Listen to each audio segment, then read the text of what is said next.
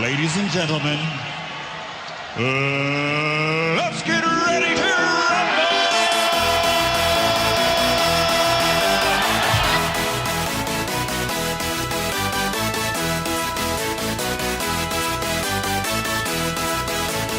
Y'all ready for this?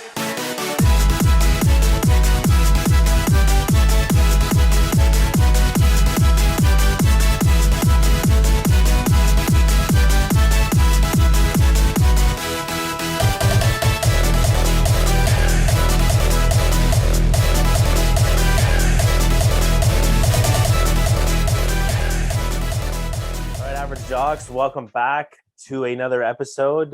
This week we have, for me, I'm pretty excited to have him on, to be honest. I think Joel, obviously, who is not here with me, hasn't actually watched the show Shoresy and actually followed who he is. So let's welcome Jacob Smith, aka Fish.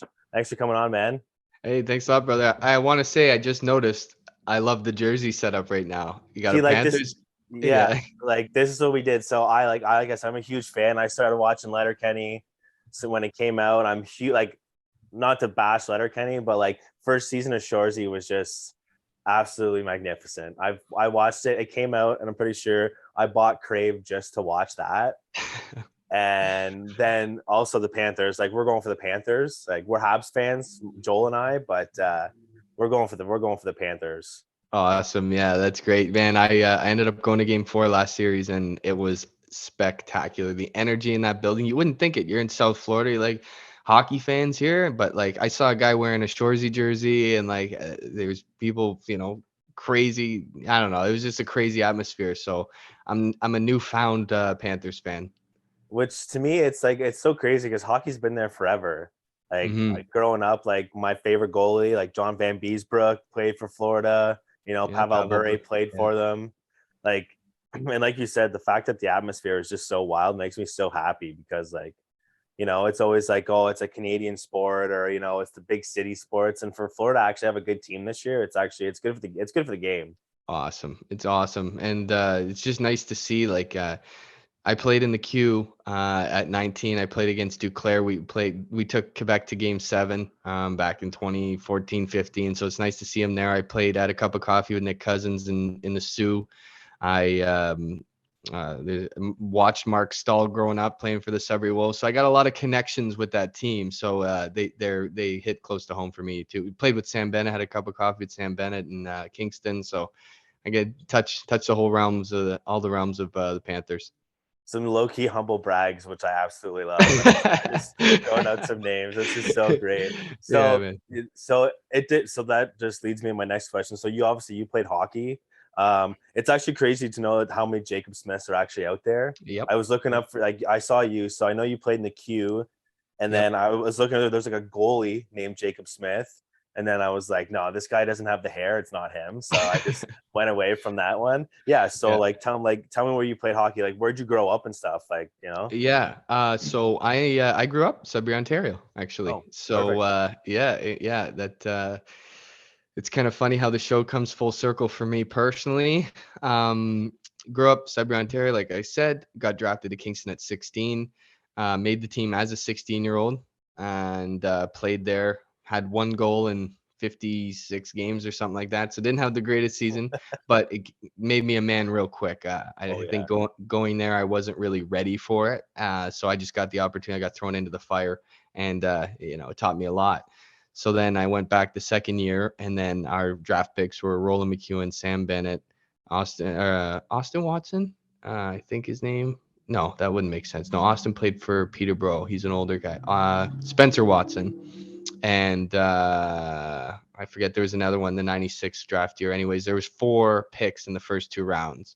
And they were, coming up as 16-year-olds, they had an extra year than I did. So I kind of got pushed to the fifth line, playing with Taylor Hall before he went off to camp in the NHL. So during our camp, I saw that, my time was coming to an end there. So I had my agent at the time ship me off to the Sioux, and that's how I played for Dubas. And well, he was the GM, and Cousins, and Fritchie, Pataccio, Matt Murray, and all that. We had a really good team, and again, wasn't the best luck there either, because they were looking to rebuild that year, but they ended up going, or I guess we ended up going on like a 14-game win streak. So, when you're on win streaks, you don't get in the lineup, and I didn't start off on that win streak, so it was tough for me to get in the lineup there during my time.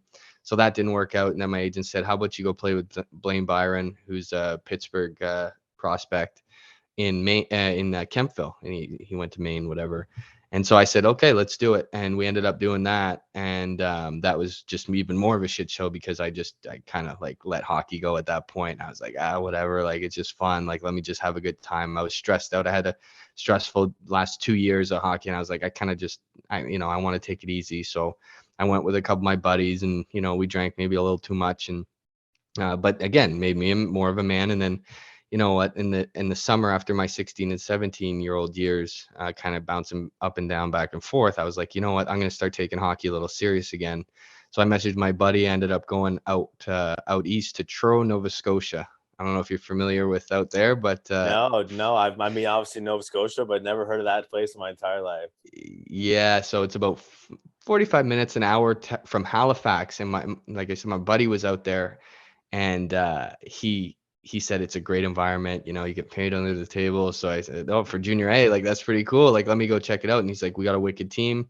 Went out there and had the time of my life. We ended up winning the league that year. It was so much fun. We went to the RBC Cup. Like, it was just an awesome. It got I humble brag. I think I had over 30 goals that season, and so it gave me the opportunity to go to the Q at 19. So that's what kind of got my hockey, rejuvenated again. And then I played for Marc-Andre Dumont, played with Pierre-Luc Dubois, Evgeny Sveshnikov, and in Cape Breton.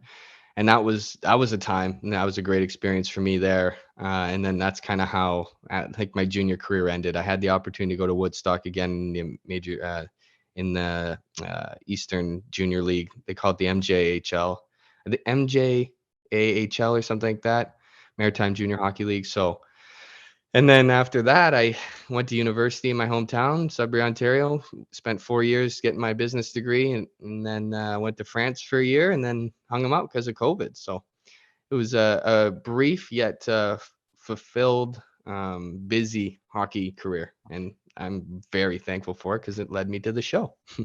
Yeah, that's crazy, man. I mean, like, Yeah. like it's still the fact that you kind of lost the love for it, and then at one point you were like, you know what, I still have some time. I was just it's Yeah. still a chance.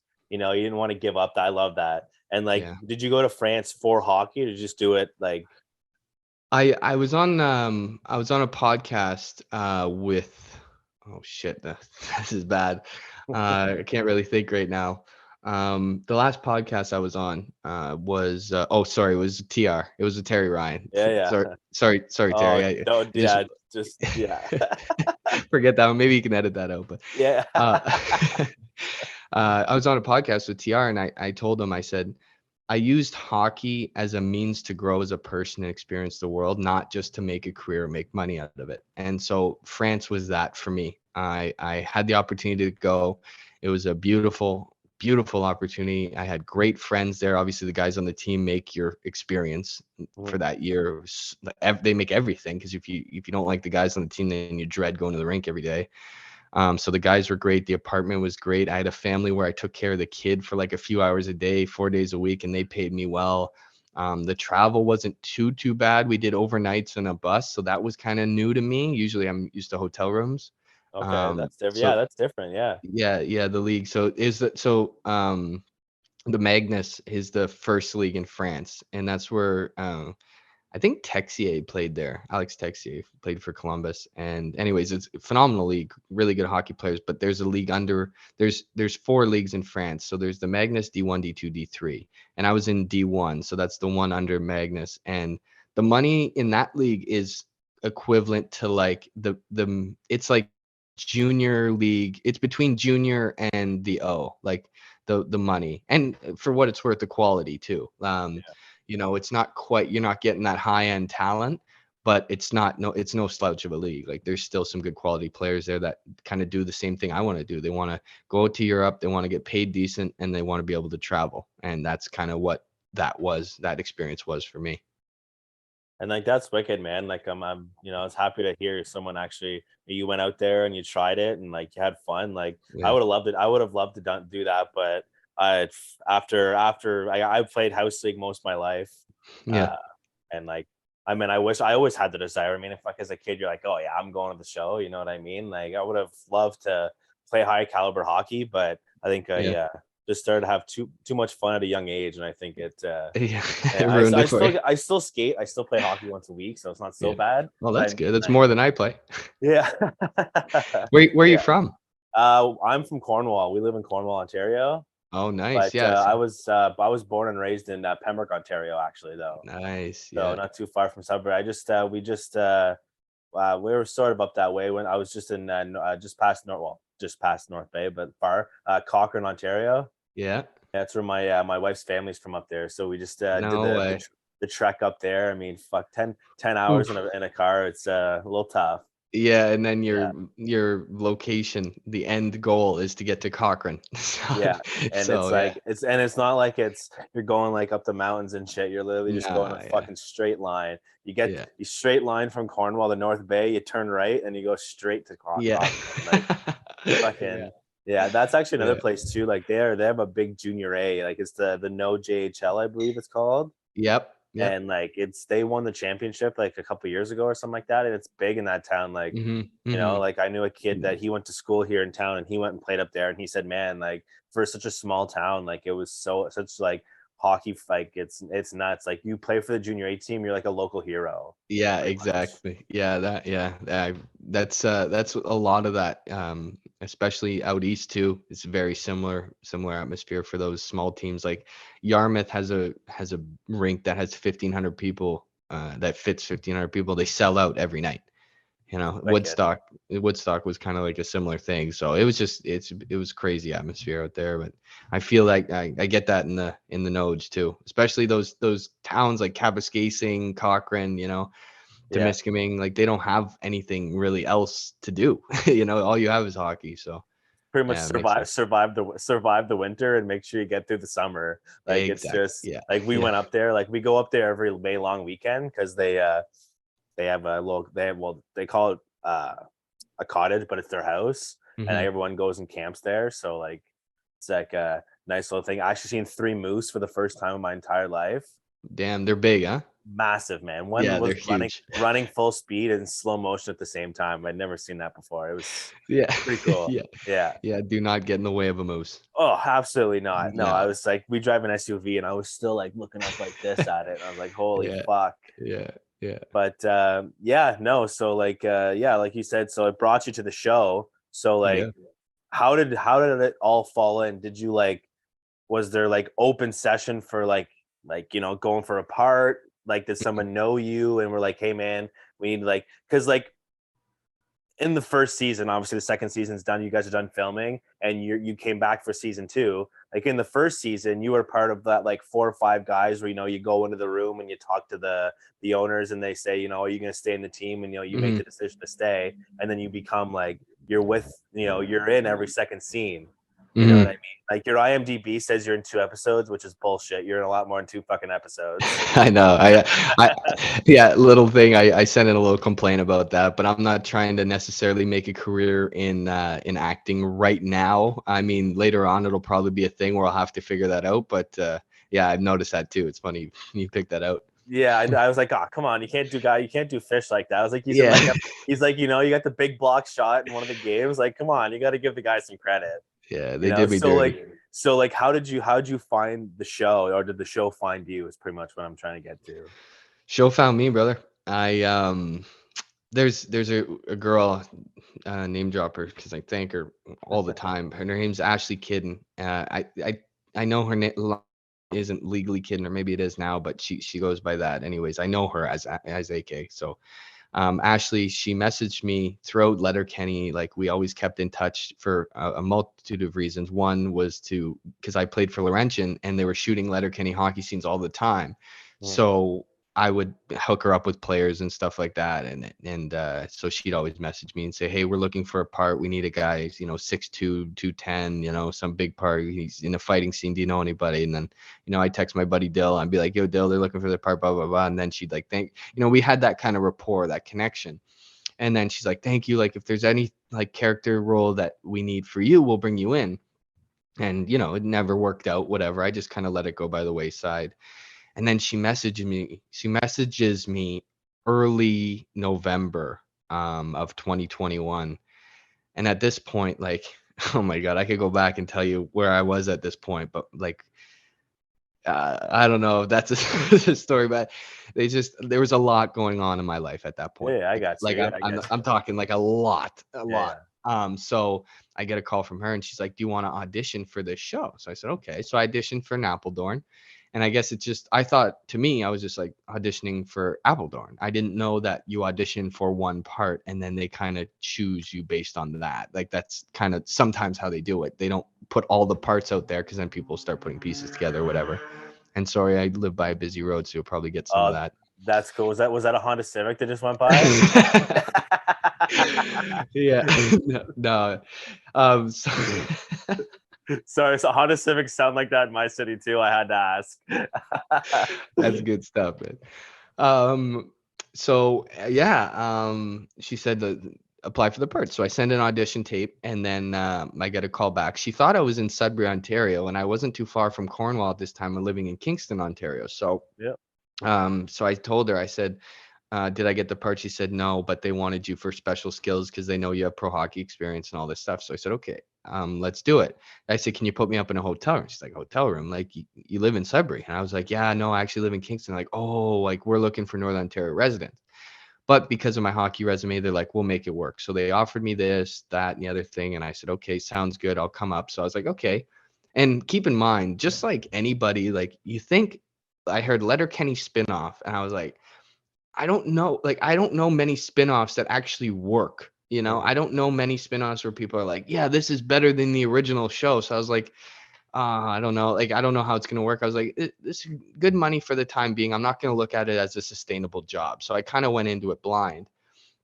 This was on like November 8th or 7th or something like that. And then November 11th, I remember I was helping my buddy out with his business, and I was sitting behind the desk, and I get a call from Kara, who's one of the producers on the show, and she goes, Jacob. She's really fun and funny. She goes, Jacob, what's going on? I said, nothing. How you doing? Like, why is the producer calling me? Like, it's kind of weird. And she's like, listen, like, it didn't really work out with this one of the characters on the show, and then so we canned them, and Jared started looking through all the other audition tapes to fill the role last minute because we were starting to film tomorrow or the next day. I think it was the 13th or something like that. So it was 2 days. We had a 2-day buffer.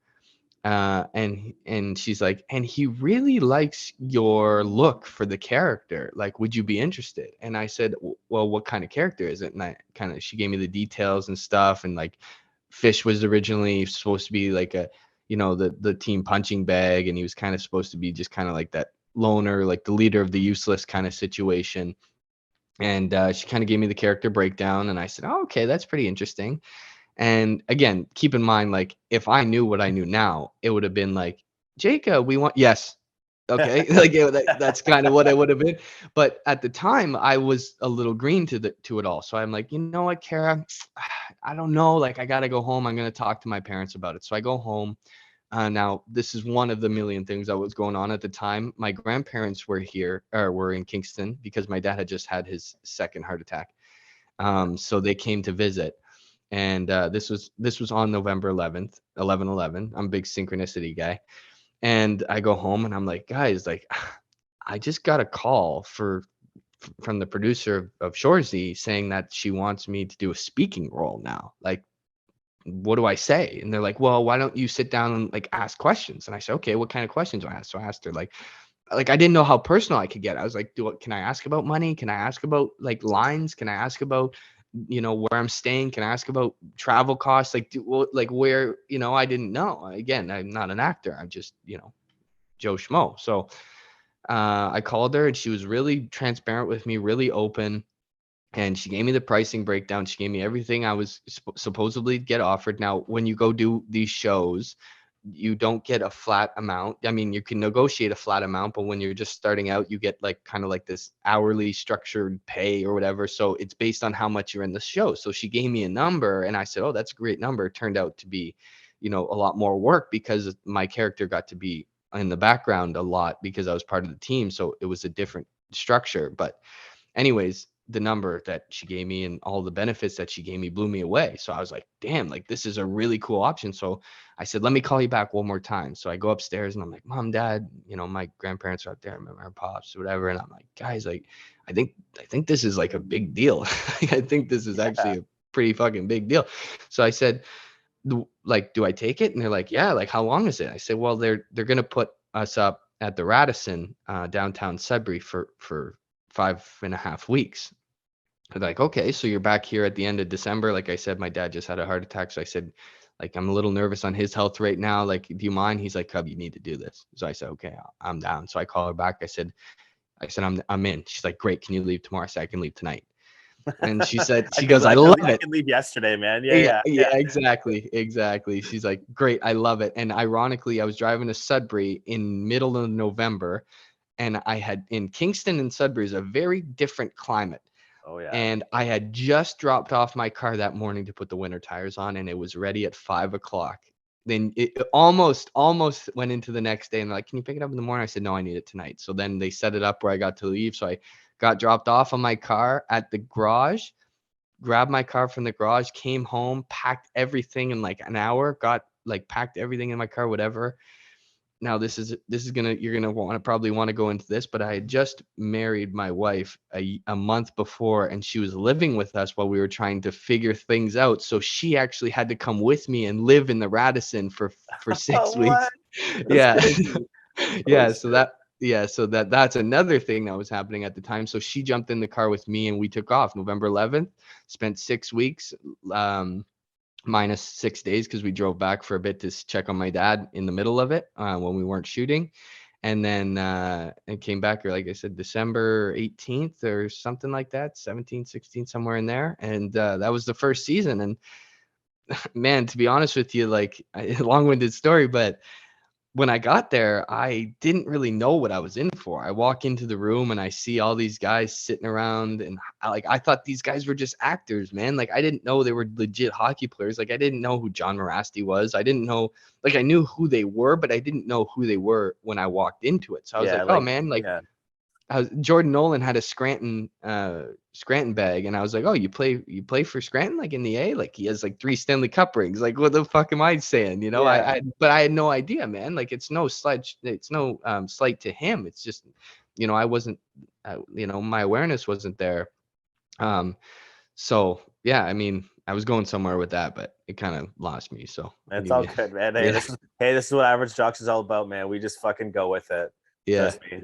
Yeah. I could run off on the way that happened forever, man. That was a crazy moment in my life. And then now you guys are really gonna like season 2. I'm not gonna, kind of give you what exactly is going on because there's obviously non-disclosure stuff that I need to abide by. But I think the season's gonna blow you away. I'm gonna blow you guys away. I'm not gonna pry. I don't want you to get in trouble. Obviously not.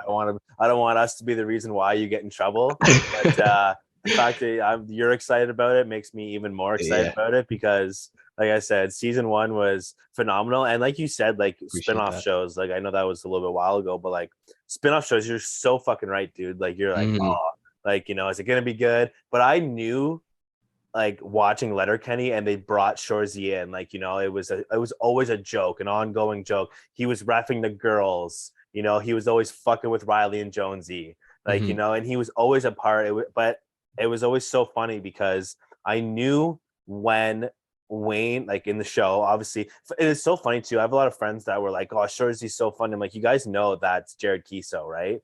Or I guess is it Kiso? Is that how you pronounce his last name? Yeah. Okay, good. Because I don't want, again, I don't want to fuck that. Yeah. So, and I'm like, that's Wayne. Like Shoresy's Wayne. They're like, no, it's not. I'm like, that's why you don't see his face. Like, like I'm a huge fan. Like I've seen them live. Like I fucking love Letterkenny.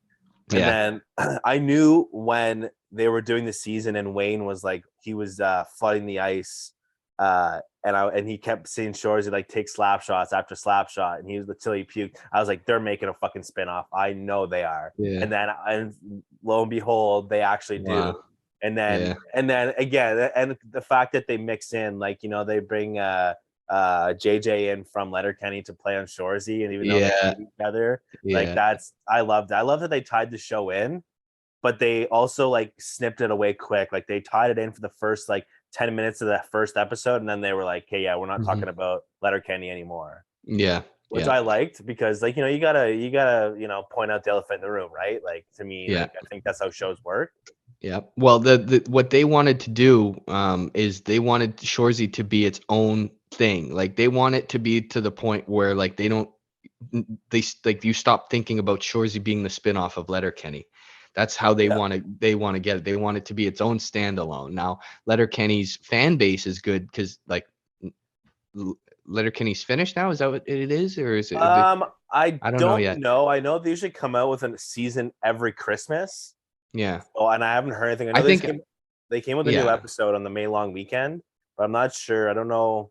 It's always hard to yeah, tell. It looks yeah. like the finales always look like there's gonna be another season, and they just come out firing again. I'm like, this fucking Yeah, yeah, it yeah, just keeps going. So I'm yeah, not sure about that. Like I don't know too much about Letterkenny. I don't follow it that much, but they want Shoresy to be a separate entity, regardless of whether or not that's a thing. But um so what they did was they created it in a storyline based way where it wasn't a skit like performance like Letterkenny was. So you can actually character build and story build and make the progression and grow with the characters, and that's what they did in season 1 is you started off like kind of getting to know the useless players, then they brought in the starting five, and then by the end of it you just had such a connection to all the characters, and especially the end, the way Jared, the producers and director and everybody involved handled the true love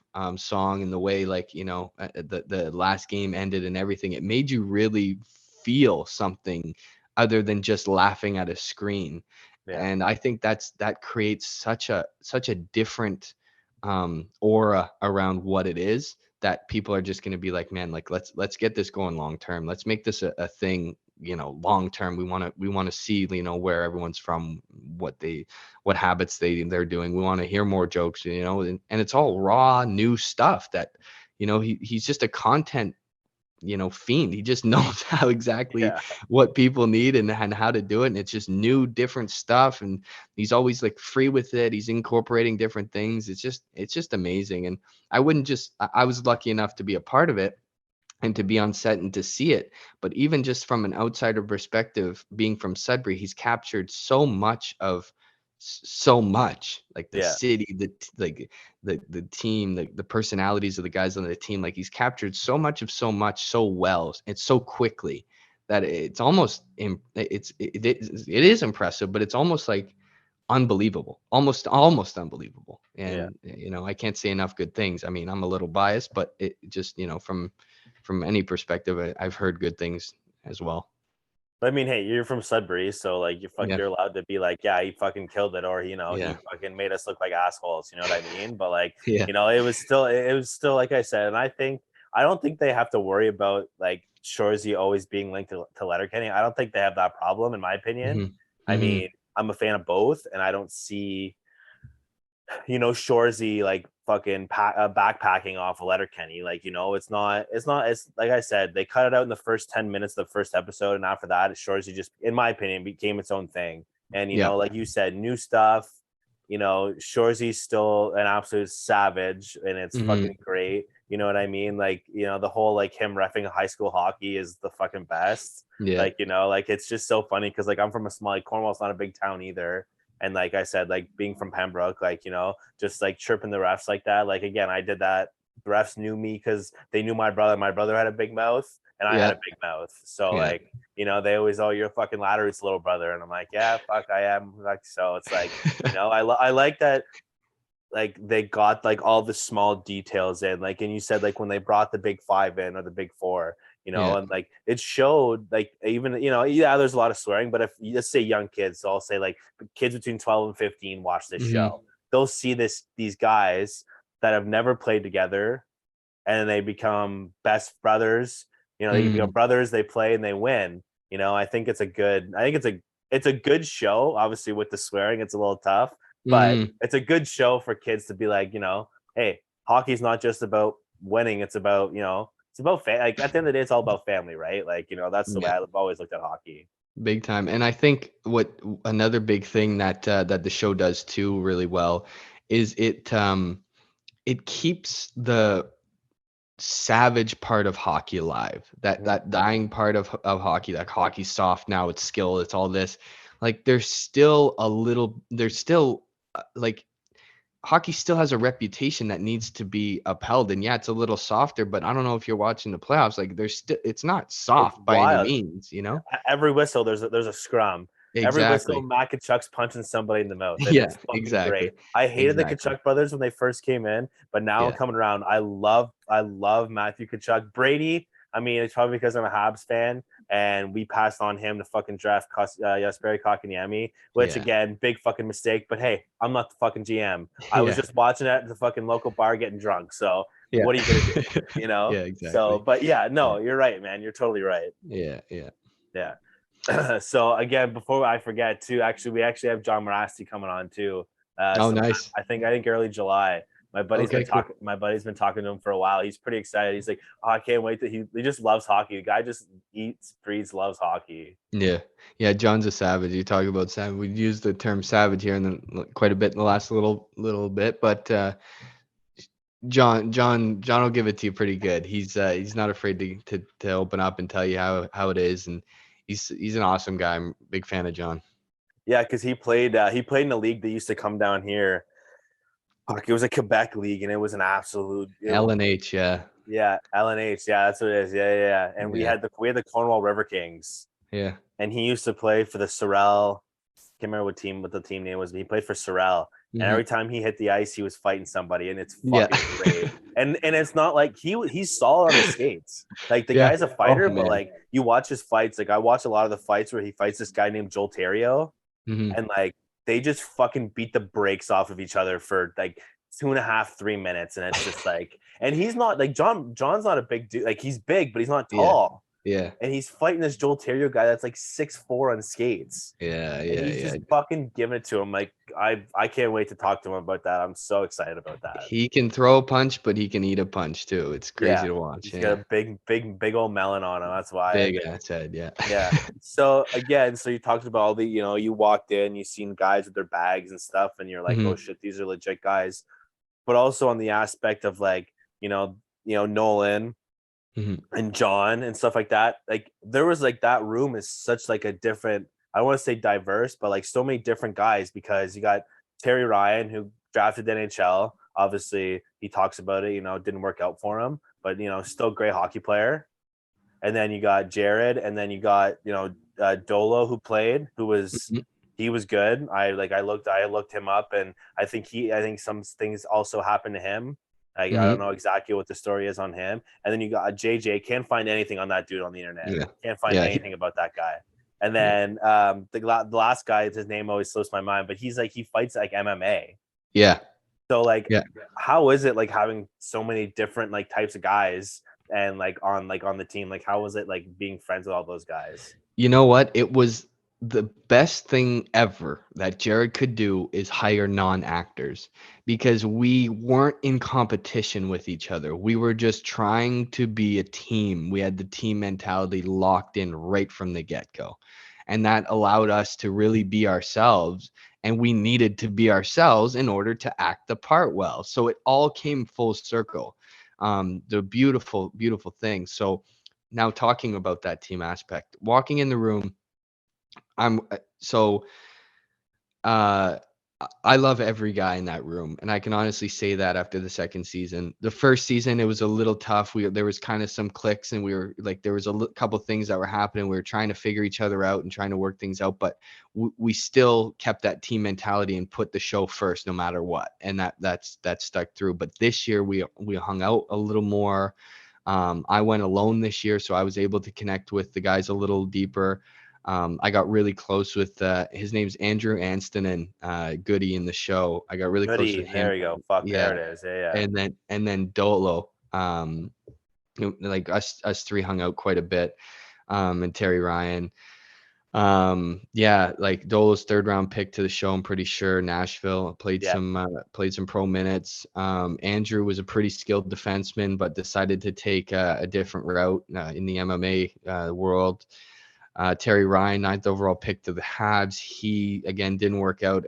Kind of similar to my junior career, relatively speaking. Obviously, different realms, different worlds, but Yeah, yeah. But uh, no, but still same idea. Yeah, yeah. yeah, similar thing. How it just didn't work out. He had some issues with Michelle Therrien, and pro like it didn't Yeah. work out. Had some issues with some guys, so like kind of similar. Just didn't work out. My I issues were think with there's a lot of Todd. guys that had fucking problems with Michel Therrien. As a Yeah, Habs fan, the yeah. years that we went through him and Claude Julien, trust me, I'd like to Yeah. say some fucking words to Michel Therrien as well. Yeah, exactly.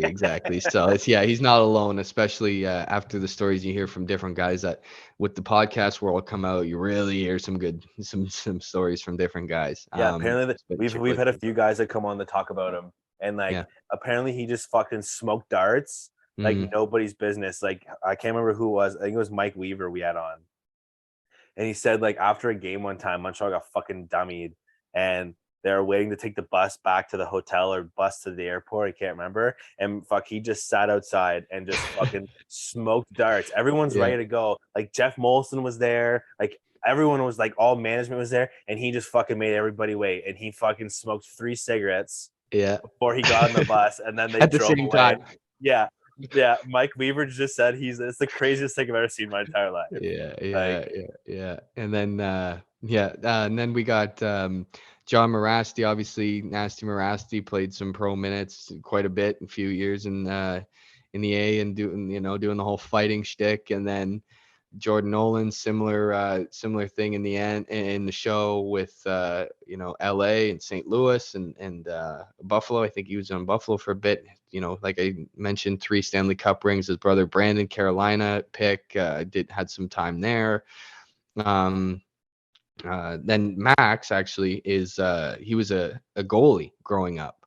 okay. So he just played locally. I think he had a chance to play in the as a goalie, like just like lower tier, and just never ended up taking it. I'm not even sure if he played junior. Might have played a little junior in the Noge League you mentioned earlier. Mhm.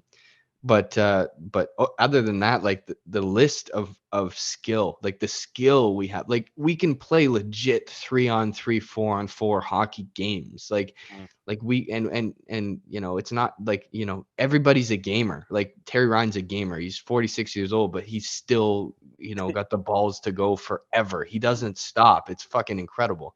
Yeah. Then you got Dolo's a gamer too. Andrew obviously being a fighter, he's a gamer. Like we just have such a good solid group of guys that make the hockey playing part of the show that much better. You watch Goon, and you Yeah. watch it really closely, you can see that these guys aren't actors, or they have stunt doubles, or the the stunting isn't on point.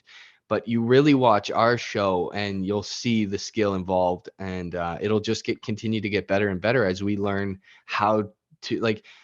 And I'm gonna shout out our our stunt coordinators right now: Dan Skeen, Vinny Tarantino, and Cam Fergus. And Dan Skeen. Did I say Dan? Yeah. Dan, Sean Skeen, they're brothers, and then Cam Fergus and Vinny Tarantino. Vinny has VTH Hockey. You can go check it out. It's on Instagram.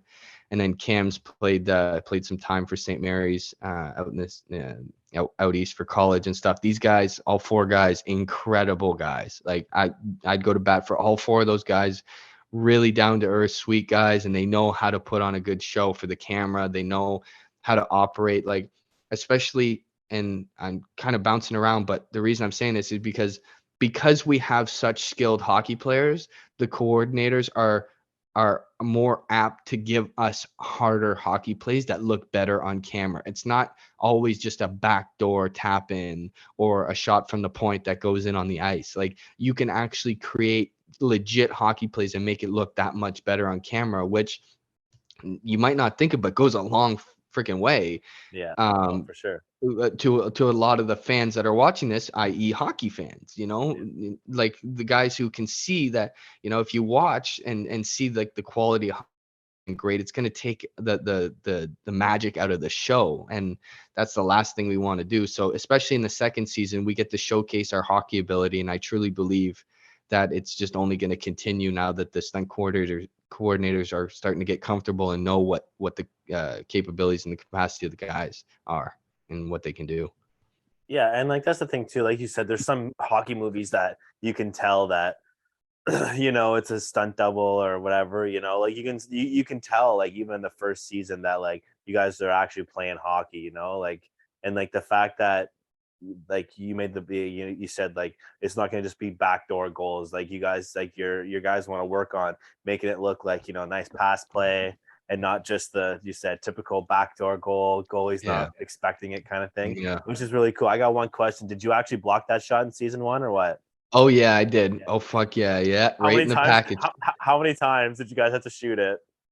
Three or four. But I'll tell you right now, the puck was rubber. Uh, I'll ruin that one for you. Yeah, I think it would just like so a lot of the stunts, and I don't know if I'm allowed to say this to ruin it for the people listening, but a lot of the stunts are legit, but we have protection mechanisms involved. well, of course. I mean, I think Yeah. that not everybody's gonna be Tom Cruise jumping off fucking helicopters at 63 years old. You know what I Hey, mean? but listen, like Goody's Andrew Anson's hits are legit hits, man. Like Yeah. these stunt guys are taking fucking hits at 25 miles an hour. Like it's not a joke, But that particular one, I don't think it would have been safe for me to go, feet first, head first, whatever it was, into an actual rubber puck. I think, especially I got it right on the nads too, and it was a rubber puck, man. It still stung, you know what I'm saying? Oh Like it fuck wasn't. yeah, dude. Yeah, yeah, it wasn't easy. So if it was a real puck, I probably wouldn't have made it much longer. But nah, yeah, in that particular one, I think I'm okay with telling you guys that that was an actual shot block, but it wasn't a real puck. Hey, it was a great slide. That was fucking Thanks, bro. A plus block in my opinion. Thanks, brother. Yeah, Keith Fucking texted me when he was editing it about 2 months later, and he said, "Bro, this is why we brought you in." Like he was so pumped about the scene. It was awesome. That's fucking wicked. Yeah, and Yeah. I've heard a lot of good things about Jared. Like we've asked a few. I think I can't remember who we've talked to that either like know him or whatever, but like Mhm. they say he's like fucking awesome dude, like Yeah. just right down to earth, and like that's what you need, right? Especially a guy that's bringing in all these, like you said, non-actors and like old like ex-hockey players or current hockey players, whatever. Like Mhm. for him to put, you know, kind of like his own goon squad together. Let's be real. I'm not gonna fucking call you guys goons, but hey, Yep. it's kind of what you guys are. You Yep. said non-actors, love the game.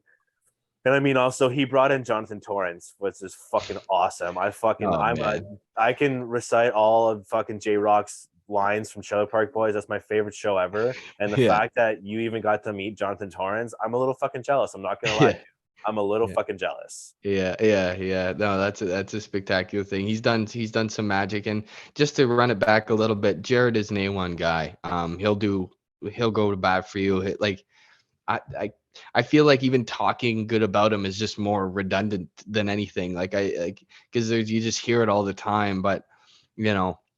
And I'll just tell you a story just to give the listeners an example. Like You we're can sitting fucking there. tell as many stories as you want, man. This is what you're Yeah, here for. yeah, I know. I'm loving this, man. Like I'm low key fangirl. I'm not even gonna lie. That's Yeah, all right. Yeah, it's all right. Yeah, yeah. It's nice to have a platform where people can respect it and listen to it, and it's an honor just to be able to tell these stories, because I wasn't even, wasn't even a part of it. You talk about a year and a half, 2 years ago, right? So it's just yeah. it's a life changing thing, and it's an honor to talk about it. But so I was sitting beside Keith, and we're talking and stuff, and I was just like, yeah, man, like thinking about getting an agent now. Like I got my foot in the door. Like it would be nice to give this whole acting thing a stab, and I think I have the personality for it. I think I have the look for it and stuff. And he's talking, and he's like, yeah, man, like there's endless opportunity, especially like the show. You have no idea how big like it's gonna get. Like there's a lot of good things coming for us and stuff. I said, oh, that's great news. And he's like, hey, and listen, if you ever want an agent, like you just let me know. And I said, yeah, man, like, okay, like I will. And I said, like, but I kind of said it like, yeah, really? And he goes, yeah, man, like I'll hook you up. And he's like, I'd love nothing more. And I was like, yeah, man, like whenever. He's like, right now? And I'm like, okay. Like we're sitting there tying our skates to go out for a scene. And he's like, okay. He stands up, he grabs his phone. Within like an hour, I had an email from an agent saying like, yeah, like welcome, like thanks for reaching out to our agency. Jared says good things about you, blah blah blah. We have an agent for you. We want to reach out and talk to you. Are you free for a Zoom call? And they think I think we were shooting on the Friday. They wanted to talk to me on the Monday or Tuesday. So I said, okay. And then that was it, man. So like he has so much respect. And then I gave him a hug and I said, man, like one day I'll be able to show you how much I respect you. Like, you know, how grateful I am, how much I appreciate not just the opportunity, but the, you know, the guys I met, the connections I've made, the agency thing, the gifts, like it just so much abundance has come from this show. So I said, one day I'll be able to show my appreciation. He goes, man, I don't want to butcher this, but he said something along the lines of like, no, man, like I owe you in a way. Like he's like, no, like I want to show my appreciation to you. It's my honor to be able to give you this. And like I'm like, for him to say that with everything he's given me, like it was just like it was so humbling and just he teaches you what professionalism truly is.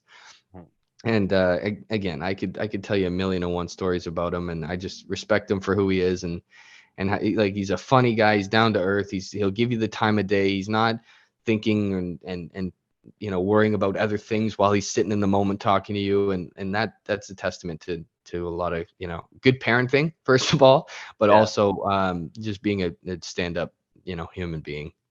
Guy's got a solid fucking beard too. Can't even lie about that. Yeah, I don't know who his yeah, I don't know who his barber is or whatever, but fucking props to that guy or yeah, girl or girl. yeah, My bad. yeah, yeah. But also another question from the show: is Big Sexy a real bird? I do believe so. So I wasn't in those scenes, so I'm not on set for the scenes I'm not in.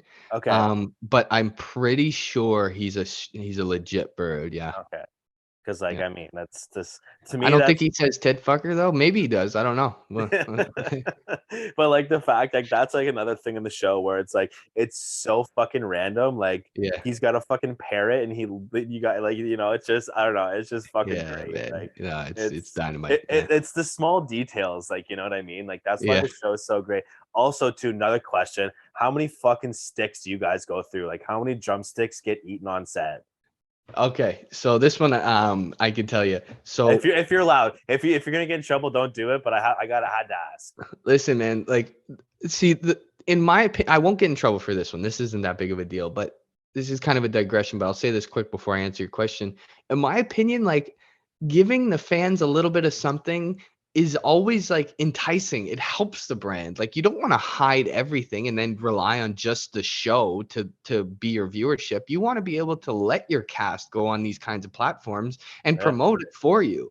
for sure. But like the way production handles things is a little bit different. Like I mean, they're starting to open up more now because they see how impactful it is when Terry Ryan posts a story of our tracksuits for season 2, for example, and they're like, "Oh shit, we shouldn't have posted that." But then they're like, "Oh shit, look how many people are freaking out right now." It's Yeah, a different thing. So they're starting to be a little more lenient on that. So I will tell you the thing about the drumsticks. So what happens is we get a drumstick and then we shoot the scene, and then when we reshoot the scene again, we have to throw out that drumstick for continuity. So we'll go through 150 drumsticks. Maybe 150 is a little much, but at least probably 100. If you think there's 15 guys in the room, we do the scene or different scenes. It's not always one. We got to switch the camera now. So now we got to get a new drumstick for the camera switch. So all of a sudden you go from 15 to like 3 shoots on one scene, then you switch the scene around, you do it again, then you switch the cameras around one more time. You're looking at over 100 sticks. So yeah, we yeah there's points where they come around with a bucket and we'll take a bite out because the continuity, we had a bite out of it, and we'll spit it into the bucket because we are tired of eating the sugar from the stick. Yeah, so we bury a few of them, but Chapman's makes a superior stick and they come in packs of 18. So yeah. That's yeah, wicked. That's so funny. That's the whole thing. Me and my buddies now like they'll come yeah, over like you guys want to stick? Like it's yeah. just It's like shit phenomenal. like it's the best, man. I like Yeah, all that's I don't know. I just love it. Like I said, I fucking love this. I love the show. And like yeah. it's great. And I'm glad like it worked out for you too, man. Like those awesome Thanks, man. stories. Like I'm happy for you. I mean, as a guy who's been through few hard things in my life too. The fact that you found some light at the end of the tunnel, you know, I did too. You know, Good. married, I have a kid. You know, wasn't for my Awesome. wife, wouldn't be where I am today. So, you know, Yeah. she makes our TikTok videos, so she'll probably see this. So maybe I'll get some bonus points. But you know, Yeah. she'll probably just call me a loser or something. You know what I mean? Nah, man. No, that's awesome. Well, congrats on the girl and the kid, man. I mean, Yeah. you seem like a stand-up guy and you deserve it. So Thanks, man. And UK, well, back to you. So, like, I know we've been through a lot here. I won't keep you too much longer there. So I know it's I don't know. as long as you want, brother, man. All right. So you get married. We're not gonna. I remembered. I put a mental note. We weren't just gonna walk Yeah. past this. So you get married. Yeah. Congratulations, first of all, Thank and you. then you pretty much go like I don't know if you looked at it this way. You pretty much go on a paid honeymoon for 6 weeks with your wife at the Yeah. Marriott.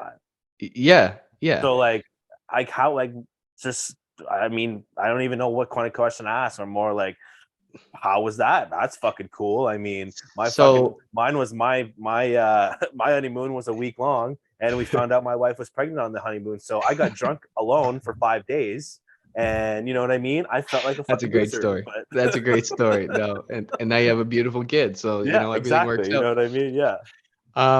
Yeah, so I wish it was the Marriott. Let's clear that up. It was the Radisson. My And bad. Sorry, my no, bad. Okay, my no, bad. hey, that's all good, bro. It's all good because now I get to really dive into it. Now, Sudbury, Ontario has a how do I say this? Opioid problem. The Cornwall too, man. It's not. Yeah, I think Canada, there's a lot of that right now. it's Like I'm in, bad.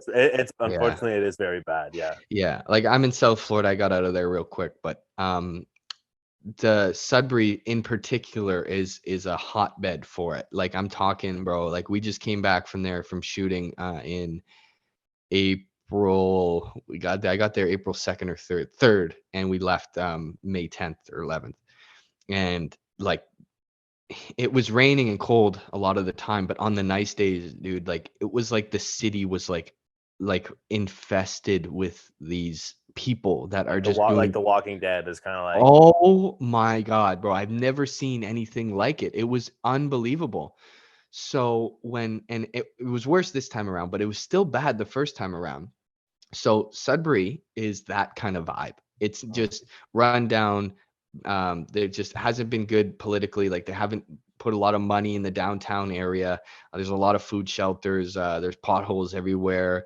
It's dingy because it's a rocky area. So like the roads are always breaking, and then there's rocks everywhere, and it looks dirty, and the buildings are falling apart because the rock bed's soft. So then the foundation moves, and like it's just not a great place to have a city like that. Okay. Now that being said, so Olivia, her name's Olivia. Olivia and I decided to go out November 11th, and she's really excited. She's like, "Oh, a hotel room with us," because we were living with my parents for the time being while we figured stuff out. She's like, "That'll be good. It'll be like our own little getaway."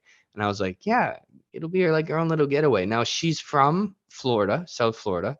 She just got back from a 6-week trip to Hawaii. So she went from growing up in South Florida, beautiful area, to going to Hawaii, beautiful area, to moving to a 250 square foot room in downtown Sudbury. uh-huh. So the honeymoon idea is great to think about, but it was actually the opposite.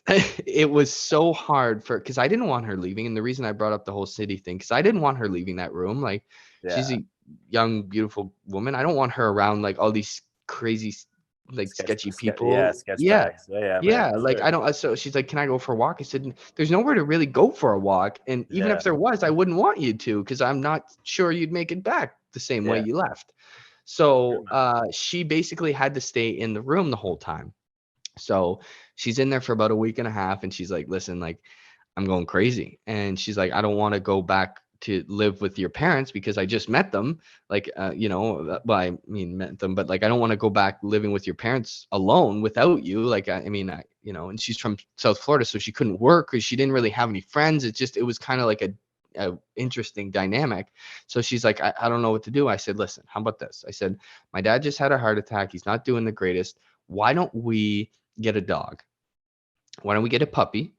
And you can take care of the puppy while it moves out of its puppy stages and in the room. So you have something to do. You can take it out, whatever you need to do. Didn't think about it because she can't really take it out for walks. There's nowhere to take it out for walks. Plus, it's downtown Sudbury, so I didn't want her walking anyways.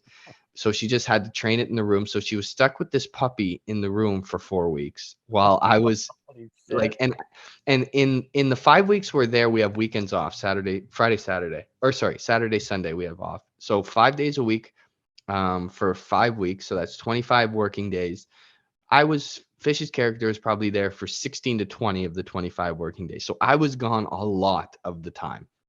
So when I come back, she would be stir crazy in the room with this dog, 300 square foot room with this dog, this little puppy that had so much energy, was pissing everywhere, barking everywhere. It was a terrible idea, but I thought, hey, listen, that might be a good idea so she could have something to do. It ended up being a bad idea. We laugh about it now because our lives are way different, way better. But at the time, it was just such a crazy whirlwind of emotions from like, oh my God, this is I'll start off with like, we got married, then we moved back home. My dad had a heart attack, then he had another one 7 days later, and then he comes back from the hospital. My grandparents come up, then I get a call from Shoresy. What a great opportunity. Then we go to Sudbury. Now she's stuck in this room. Now, like, I'm having a good time, like partying with the guys, whatever. And she's kind of like not really getting along with anybody. She's kind of an outcast. Like, there was just so many like like the energies were Roller just coaster, man. Roller coaster.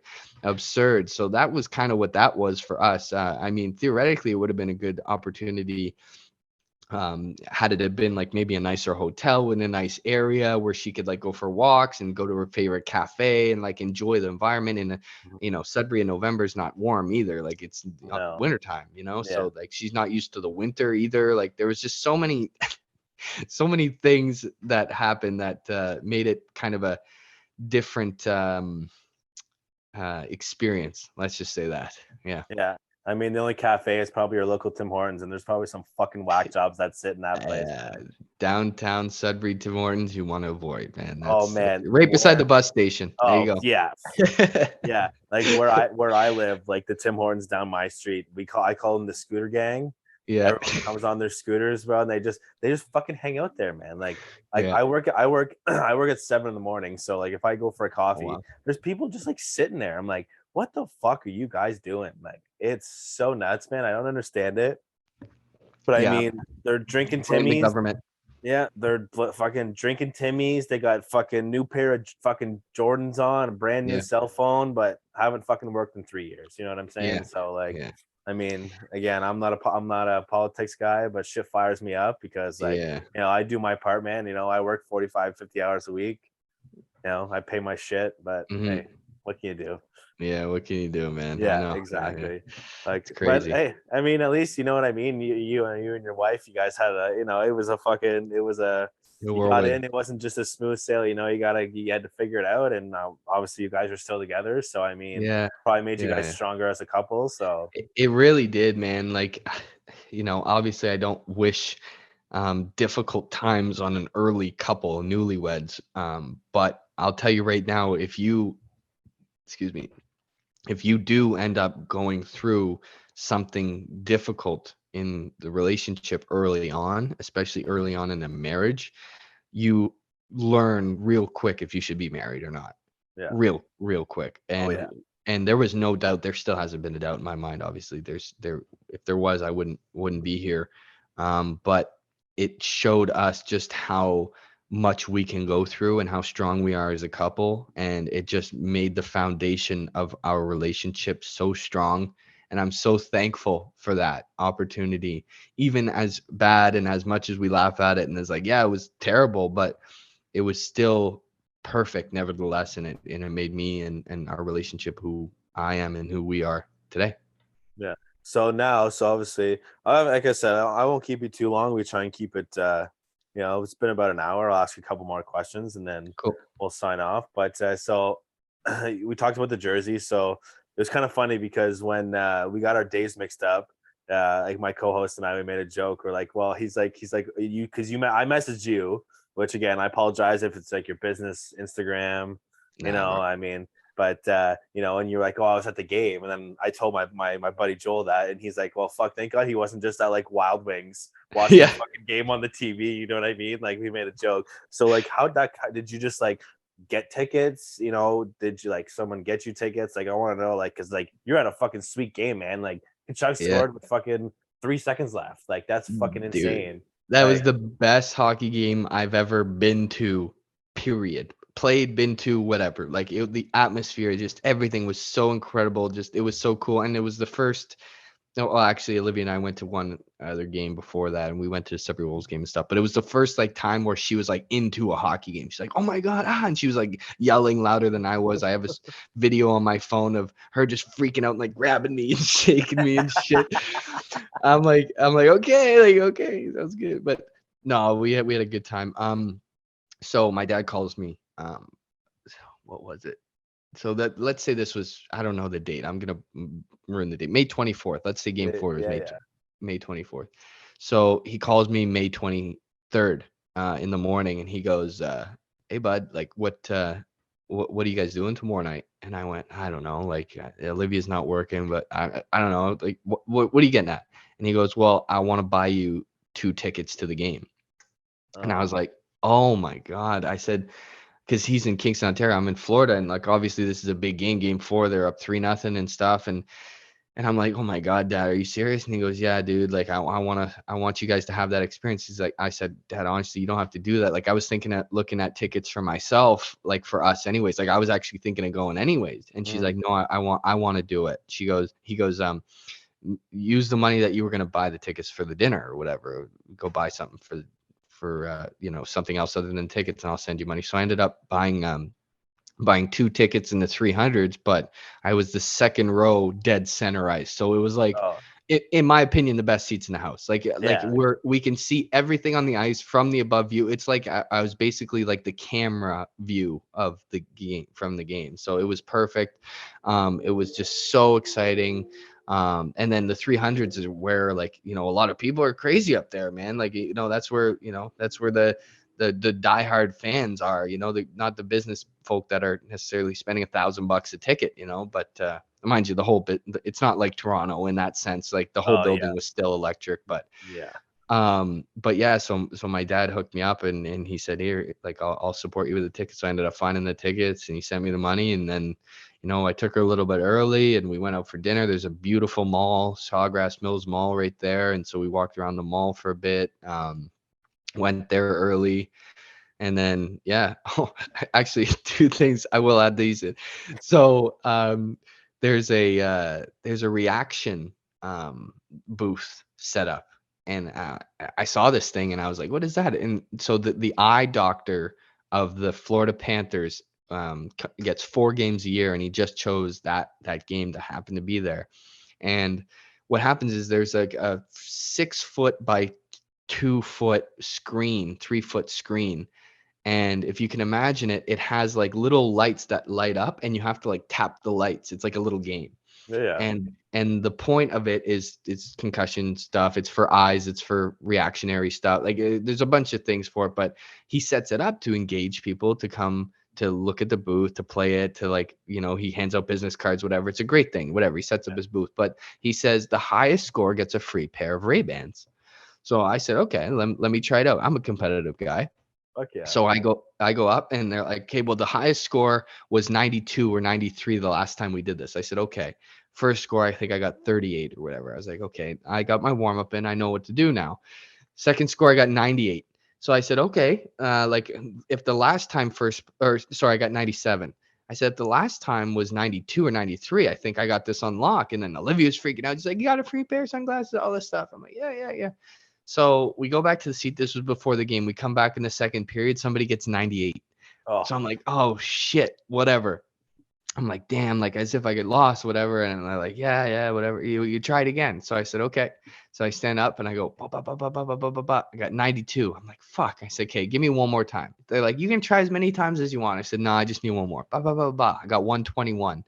So they were freaking out. They're like, oh my God, like he's like, Ekblad does this all the time. He gets like 154 and stuff, but we've never seen anybody like over 100 here and stuff. They were laughing about it, and I said, no, I appreciate that, but like it was just lucky, it's just the way it was happening and whatever. And plus, I kind of wanted the free pair of sunglasses, So I leave.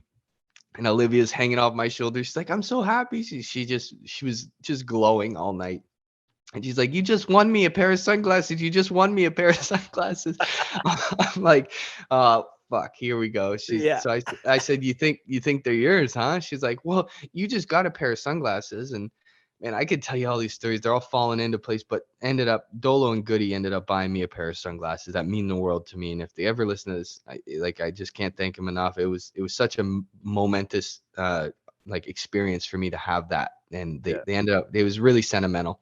So I just got those. And she's like, you just got sunglasses from your buddies. Like, well, you don't need new sunglasses and stuff. And I'm like, come on. And she was kind of being like a little bit of whatever. And so for the next like 2-3 days, we were whatever. The next day we got a call. They're like, yeah, you ended up winning them. Just come in, just pick out which ones you want. And you're good to go. And I said, oh, simple as that. Whatever. $300 pair of sunglasses. So, and the whole time I was telling her, like, nope, they're my sunglasses. They're my sunglasses. They're my sunglasses. And then finally she's like, fine, they're your sunglasses. And then I got there and there was no sunglasses that I really liked. I mean, there was one pair, but like they weren't really. And then there was one pair that looked really good on her. So I just ended up getting her a pair of sunglasses. I ended up getting a free pair of sunglasses that day.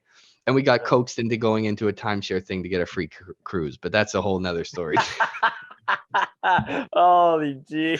Yeah, man, it's been great. it's been That's crazy. good. Yeah, it's been crazy. So I got like a couple, like maybe one more question, might be two, I don't know. Like I got a burnout brain, so it's like fucking mashed potatoes up here. I just like remember things on the go here. It's all good. So Fish, like the nickname, does that stick? Do the guys call you Fish outside of the show? I'm only Fish on the show. Yeah. And you know what? How do you feel? How do you feel about it? Honestly, at the start, I was like, because I don't like my buddies call me Smitty, and I don't like. Yeah, that's that's what I would call you. Like I played hockey, like you'd be Smitty or you'd be like JS or something. You know what I mean? Like exactly. So like but Smitty's kind of like for my buddies, like it's reserved, So I don't and honestly, it's like a hockey persona. It's an identity that I don't really identify with anymore. So I'm glad that I'm not Smitty.